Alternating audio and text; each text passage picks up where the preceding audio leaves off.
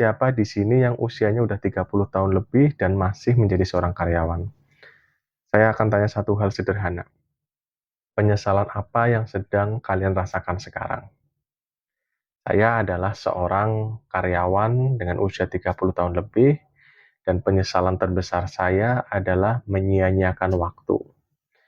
Dulu waktu masih muda, waktu masih semangat, waktu masih usia pertama kerja, saya nggak pernah berpikir bahwa kehidupan saya bakal seperti sekarang ini. Di usia 30 tahun lebih, nggak punya skill apapun di luar pekerjaan saya, nggak punya tabungan, nggak punya dana darurat, dan nggak punya investasi apapun. Karena pola pikir saya dulu sebagai seorang karyawan adalah nanti dulu, nanti dulu, nanti dulu. Belajar skill barunya nanti dulu, belajar jualan nanti dulu, belajar bisnis nanti dulu, nabungnya nanti dulu, investasinya nanti dulu, dana daruratnya nanti dulu.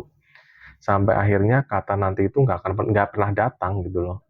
Di usia 30 tahun selewat ini saya nggak memiliki apapun yang seharusnya saya miliki seandainya saya menjalani pola hidup atau gaya hidup yang benar sebagai seorang karyawan.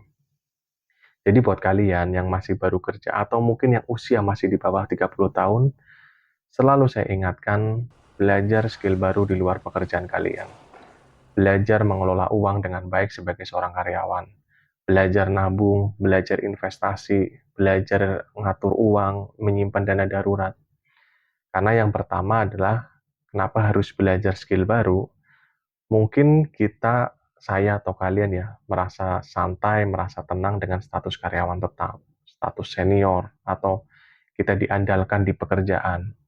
Tapi tidak ada yang tahu kondisi kita di masa mendatang.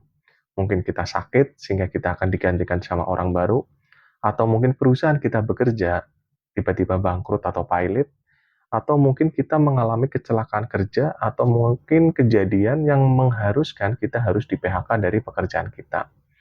Yang kedua, kenapa kita harus menyimpan uang adalah kita nggak tahu kondisi seperti yang saya bilang tadi ya, tiba-tiba sakit, kita nggak bekerja, kita masih punya cadangan uang, kita masih punya dana darurat, masih punya tabungan, dan kita punya investasi.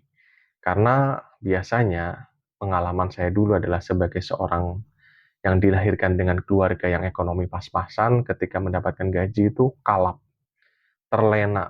Jadi pengen beli ini, pengen beli itu. Dulu yang nggak bisa kebeli, pokoknya harus dibeli. Aman, besok masih ada gajian lagi. Tapi hal-hal seperti itu yang di awal cuma mungkin euforia sesaat, ketika tidak direm, ketika tidak diatur akan menjadi sifat, akan menjadi watak. Lama-lama kelamaan gaya hidupnya akan seperti itu terus. Uang dihabiskan masih ada gajian, uang dihabiskan masih ada gajian, kurang hutang. Dan itulah penghancur masa depanmu, hutang. Jangan sampai ya, nanti mungkin kita akan bahas di video selanjutnya terkait karyawan yang doyan ngutang. Untuk yang sekarang saya bahas adalah tentang jangan sia-siakan waktu kalian menjadi seorang karyawan. Mau kalian baru bekerja setahun, apalagi yang udah lebih dari 5 tahun, rubah mindsetmu, rubah kebiasaanmu. Jangan seperti saya, usia 30 tahun lebih, masa kerja 15 tahun lebih, tapi hasilnya nol. Bisa dianggap nol, walaupun alhamdulillah saya masih punya aset rumah, tapi dengan dikejar beberapa hutang yang bikin saya nggak tenang hidup, keluarga saya nggak tenang hidup. Jadi, manfaatkan waktu dengan baik sekarang, belajar skill baru. Sekarang enak ya, masih bisa nonton podcast, masih bisa nonton YouTube, masih bisa nonton TikTok, dan lain-lain untuk belajar hal baru. Yang kedua, belajar mengelola uang. Atur gajimu dengan baik. Silahkan untuk self-reward ya, membeli yang kita inginkan. Tapi itu yang benar-benar kita butuhkan. Jangan sampai kita menghabiskan uang dengan nafsu yang tidak terkendali. Siapkan dana darurat, siapkan tabungan, dan siapkan investasi. Apapun itu, entah emas kah, entah tanah kah, entah properti kah. Yang penting kalian bisa memanfaatkan uang kalian bukan untuk hal yang sia-sia. Ingat bahwa kamu tidak tahu apa yang terjadi di masa depan.